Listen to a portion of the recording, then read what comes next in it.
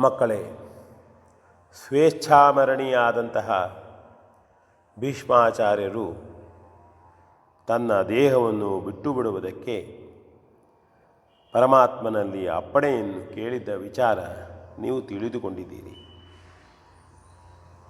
ಆಗ ಶ್ರೀಕೃಷ್ಣನು, ಶ್ರೇಯೋಸ್ತು ಭೀಷ್ಮಾಚಾರ್ಯರೇ, ನಿಮ್ಮ ದಾರಿಯೂ ನಿಮಗೆ ಸುಗಮವಾಗಲಿ, ಸುಖಕರವಾಗಲಿ, ಶ್ರೇಯಪ್ರದವಾಗಲಿ. ಎಲ್ಲಿಂದ ಬಂದಿರೋ ಅಲ್ಲಿಗೆ ಸಂತೋಷದಿಂದ ಹೋಗಿ. ಈ ಪ್ರಪಂಚದಲ್ಲಿ ಬಹುವಾಗಿ ನೊಂದು ಬಳಲಿದವರು ನೀವು. ಸಿರಿ, ಭೋಗ, ಭಾಗ್ಯಗಳೊಂದೂ ಪಿತೃ ಸಂತುಷ್ಟಿಯ ಮುಂದಲ್ಲ ಎಂದು ಶ್ರೀರಾಮನಂತೆ ಕಾಣಿಸಿಕೊಟ್ಟವರು ನೀವು. ಅಖಂಡವಾದ ಬ್ರಹ್ಮಚರ್ಯವನ್ನು ಪಾಲಿಸುತ್ತಾ ಜ್ಞಾನ ಸಂಪನ್ನರೆನಿಸಿಕೊಂಡು ಆಚಾರ್ಯರೇ ಆದವರು ನೀವು. ಸುದೀರ್ಘವಾದ ಆಯುಸ್ಸನ್ನು ಹೆಚ್ಚಿಸಿಕೊಂಡು ಎರಡನೆಯ ಮಾರ್ಕಾಂಡೇಯರೇ ಆದವರು ನೀವು. ಆದುದರಿಂದಲೇ ಮೃತ್ಯುವು ನಿಮ್ಮ ವಶವಾಗಿ ಆಳಿನಂತೆ ಕೈಕೊಟ್ಟಿಕೊಂಡು ನಿಮ್ಮ ಮುಂದೆ ನಿಂತಿದೆ. ನೀವು ಕರೆದ ಹಾಗೆ ಬರುತ್ತದೆ, ಬೇಡ ಎಂದರೆ ದೂರ ಹೋಗುತ್ತದೆ.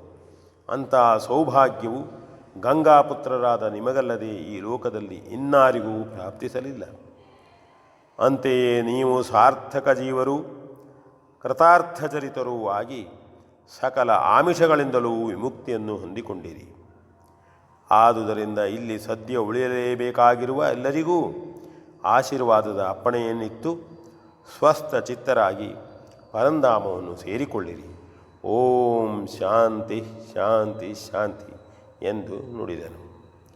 ಮತ್ತೆ ಭೀಷ್ಮನು ಸುತ್ತಲಿದ್ದವರನ್ನೆಲ್ಲ ನೋಡಿ ತನ್ನ ದೃಷ್ಟಿಯನ್ನು ಶ್ರೀಕೃಷ್ಣನ ಮೇಲೆಯೇ ನೆಟ್ಟನು. ಸುಸ್ಥಿರ ಚತ್ತನಾಗಿ ಶ್ವಾಸಧಾರಣೆಯನ್ನು ಮಾಡಿದನು. ಕೂಡಿದ್ದ ವಿಪ್ರಸ್ತೋಮವು ಶಾಂತಿ ಸ್ತವನವನ್ನು ಪಠಿಸುತ್ತಿದ್ದಂತೆಯೇ ಭೀಷ್ಮನ ಪ್ರಾಣವು ಮೇಲೇರುತ್ತಾ ಹೋಯಿತು. ಅದು ಯಾವ ಯಾವ ಅಂಗವನ್ನು ಬಿಟ್ಟು ಮೇಲೇರಿತೋ ಆ ಅಂಗಗಳಲ್ಲಿ ನೆಟ್ಟಿದ್ದ ಬಾಣಗಳು ಕಳಚಿ ಬೀಳತೊಡಗಿದವು. ಹಾಗೆಯೇ ವೃದ್ಧ ಪಿತಾಮಹನ ದೇಹವು ಬಾಣದ ಹಾಸನ್ನುಳಿದು ತಾನಾಗಿ ನೆಲವನ್ನು ಮುಟ್ಟುವ ಹೊತ್ತಿಗೆ ಅವನ ನೆತ್ತಿಯ ನೊಡೆದು ಪ್ರಾಣವು ಉಲ್ಕೆಯಂತೆ ಆಕಾಶಕ್ಕೆ ನೆಗೆದು ಮಾಯವಾಯಿತು. ಕೌರವ ಪಾಂಡವರ ಉಭಯಕುಲ ಪಿತಾಮಹನೆನ್ನಿಸಿದ ಭೀಷ್ಮರು ತನ್ನ ಇಹಲೋಕದ ಯಾತ್ರೆಯನ್ನು ಪೂರೈಸಿ ಕಣ್ಮರೆಯಾದರು. ಪರಿಶುದ್ಧವಾದ ಜೀವನ ಜ್ಯೋತಿಯು ಪರಂಜ್ಯೋತಿಯತ್ತ ಹಾರಿತು. ಬರಿಮೈಯ ಬಾರದೊಡಲು ದೊಪ್ಪೆಂದು ಕಡೆದು ನೆಲಕ್ಕೆ ಬಿತ್ತು. ಆ ನಿಮಿಷದವರೆಗೂ ಇದ್ದ ಭೀಷ್ಮನು ಒಮ್ಮೆಗೆ ಇಲ್ಲವಾದರು. ಎಲ್ಲರೂ ಕ್ಷಣಕಾಲ ಮೌನವಾಗಿ ಕಣ್ಣೀರನ್ನು ಸುರಿಸಿ ಬಾಷ್ಪಾಂಜಲಿಯನ್ನು ಅರ್ಪಿಸಿದರು. ಮತ್ತೆ ಆ ಪಿತಾಮಹನ ಗೌರವಕ್ಕೆ ತಕ್ಕಂತೆ ವಿದ್ಯುಕ್ತವಾಗಿ ಮೃತಕಳೆವರಕ್ಕೆ ಅಗ್ನಿ ಸಂಸ್ಕಾರವಾಯಿತು. ಧರ್ಮರಾಜಾದಿಗಳೆಲ್ಲ ಗಂಗೆಯ ತಡಿಗೆ ಹೋಗಿ ಆ ಪುಣ್ಯತೀರ್ಥದಲ್ಲಿ ಮಿಂದು ಭೀಷ್ಮನ ಹೆಸರು ಹೇಳಿ ತರ್ಪಣವನ್ನು ಬಿಟ್ಟರು. ಶೋಕದ ದಿನಗಳನ್ನು ಆಚರಿಸಿದರು. ಅನೇಕ ವಿಧದ ದಾನಗಳನ್ನಿತ್ತರು. ಬಹುವಾಗಿ ಅನ್ನದಾನ ಮಾಡಿದರು. ತ್ಯಾಗಶೀಲನಾದ ವೃದ್ಧ ಪಿತಾಮಹನ ಗೌರವಕ್ಕೆ ತಕ್ಕಂತೆ ಎಲ್ಲ ಕರ್ಮಗಳು ಯಥಾವತ್ತವಾಗಿ ನಡೆದವು. ಮುಂದೆ ಧರ್ಮರಾಜನು ಶ್ರೀಕೃಷ್ಣನ ಆದೇಶದಂತೆ ರಾಜ್ಯಭಾರವನ್ನು ತೊಡಗಿದನು.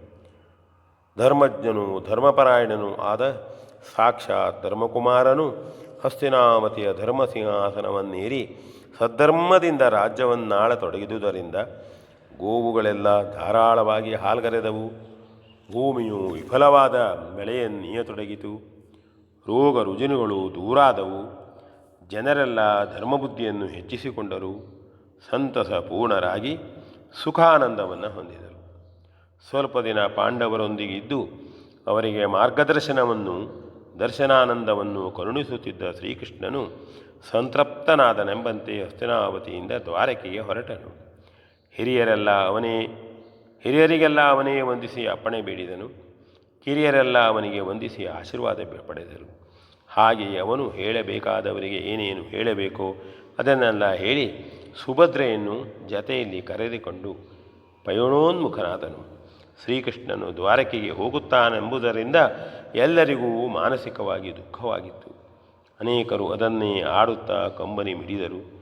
ಅವರನ್ನೆಲ್ಲ ಸಮಾಧಾನಪಡಿಸಿ ಶ್ರೀಕೃಷ್ಣನು ಹೊರಟನು. ಇದು ಭೀಷ್ಮನ ನಂತರದಲ್ಲಿ ಧರ್ಮರಾಜ ರಾಜ್ಯವಾಳತೊಡಗುತ್ತಾನೆ. ಮಹಾಭಾರತವನ್ನು ಓದೋಣ. ಪುಣ್ಯ ಸಂಚಯನವೂ ಹೌದು ಅಂತ ಹೇಳ್ತಾ ವಿ ಎನ್ ಭಾಗವತ್ ಬರಬಳ್ಳಿ.